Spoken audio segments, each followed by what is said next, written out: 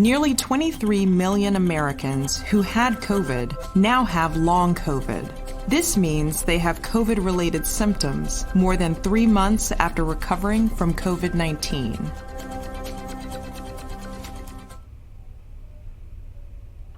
Hello, everyone. Welcome to Sign1News. I'm Sign1News anchor Christopher D. Johnson. Here's a quick look at the top trending stories making headlines today. If you post an interesting comment about this update, we may add it at the bottom of the screen.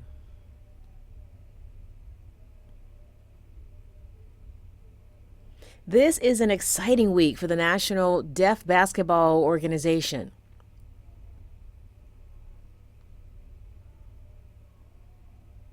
Starting on Thursday, June 8th, the 13th annual men's and 9th annual women's championship basketball tournament is taking place. 43 teams from all over the country will converge on Orlando, Florida for the 3-day tournament and, of course, the after party.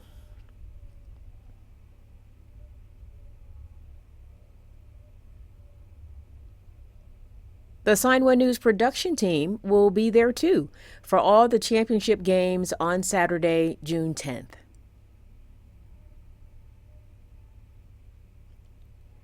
If you're off for the summer or have vacation days, head to this website for more information and ticket purchase. We'll leave the information up for a few seconds so you can jot down the information or rewind. Again, the NDBO Championship Basketball Tournament starts on Thursday, June 8th and wraps up Saturday, June 10th. Come by and say hello if you're at the game and see the Sign1News team. We'd love to meet you.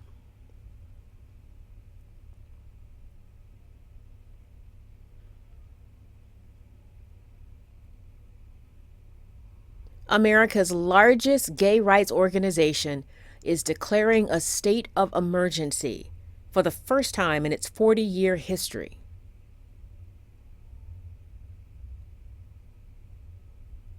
The warning from the Human Rights Campaign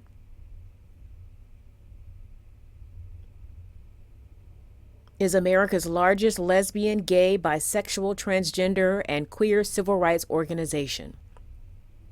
The group's president said, "There are multiplying threats facing millions in the LGBTQ community that are real, tangible, dangerous, resulting in violence against individuals and families." The American Civil Liberties Union says across the United States, at least 417 anti-LGBTQ bills have been introduced in the first 3 months of this year. That's more than double last year's bills and the highest on record. In addition to the emergency declaration, the Human Rights Campaign will release a digital guidebook with Know Your Rights information to support LGBTQ residents and travelers in what it calls hostile states.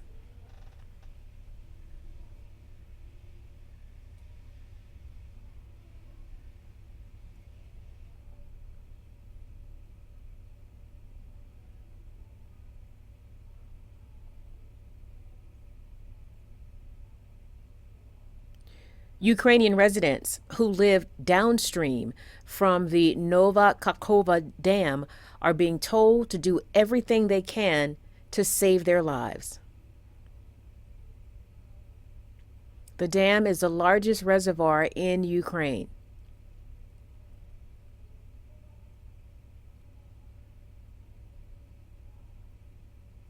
Images on social media showed the destroyed dam and massive amounts of water gushing into the river.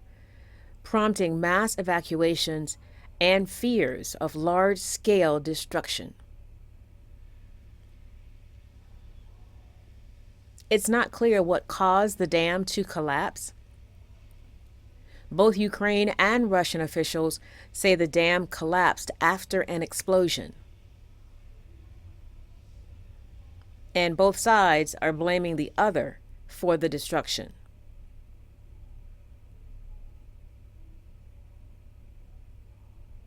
Officials in Ukraine accuse Russian forces of committing an act of ecocide.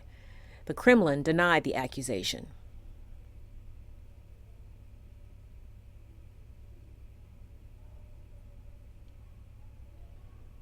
The new Disney live-action movie, The Little Mermaid, has done well in the United States.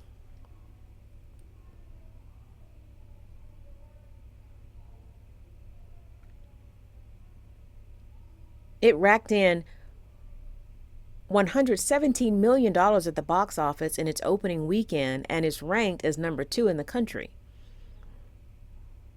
Globally, the film has brought in an estimated $327 million. But the movie has bombed in Asia, with moviegoers in China and South Korea expressing disappointment that Halle Bailey, who is Black, was cast as the main character.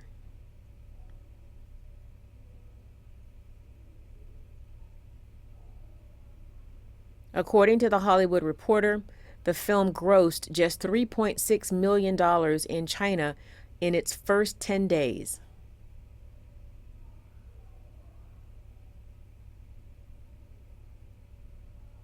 That's easily the weakest debut of any Disney live-action adaptation there.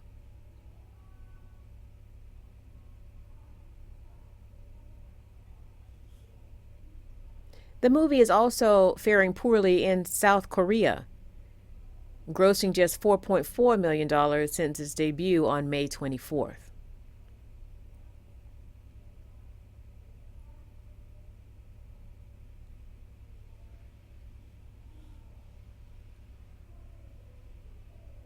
The U.S.-based PGA Tour made a shocking announcement today, Tuesday. It is merging with the Saudi Arabia-backed breakaway league, LIV Golf, and the DP World Golf.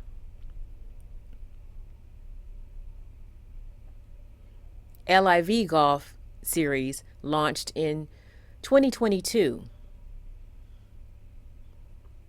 But golfers participating in the series were initially barred from competing in PGA Tour events.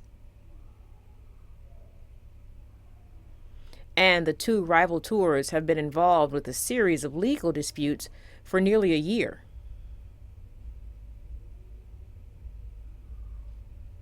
But now that the two groups have merged, the pending legal issues ended under the new agreement.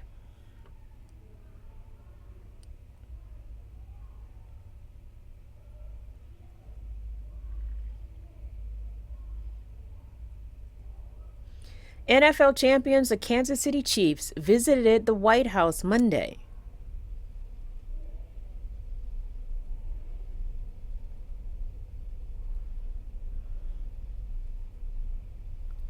President Joe Biden praised the Super Bowl champs, pointing out that the players used their platform to speak out for issues like racial justice and housing veterans.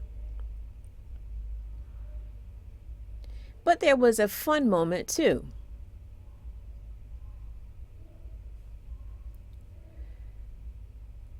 Right after the team presented Biden with a customized Chiefs jersey, Chiefs tight end Travis Kelce made a beeline for the empty White House podium microphone.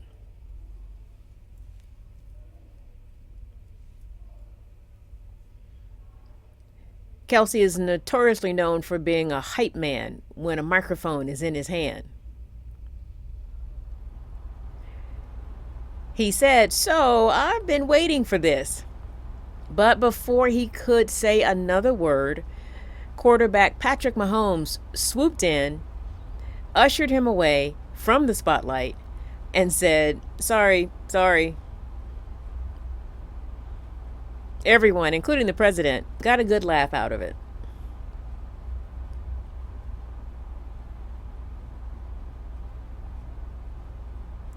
A pair of adorable furry friends prove that nothing can keep them apart. Employees at Minneapolis Animal Care and Control were stunned one morning when they noticed that one of their residents had a new roommate.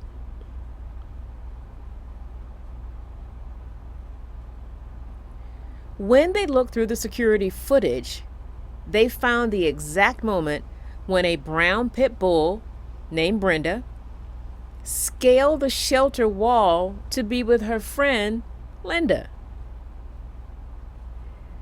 The shelter staff were shocked. Brenda and Linda came into the shelter as strays and have been inseparable. The staff hopes they stay that way and find them a forever home together. And that's it for today. Sign1News will be broadcasting updates Monday through Friday. A big thank you to our Sign1News app supporters. You help make this broadcast happen. You can download the Sign1News app by heading to the App Store or Google Play Store on your smartphone. But if you prefer to watch on an iPad, television, or a big screen, you can also watch on Apple TV, Amazon, and Roku. Take care.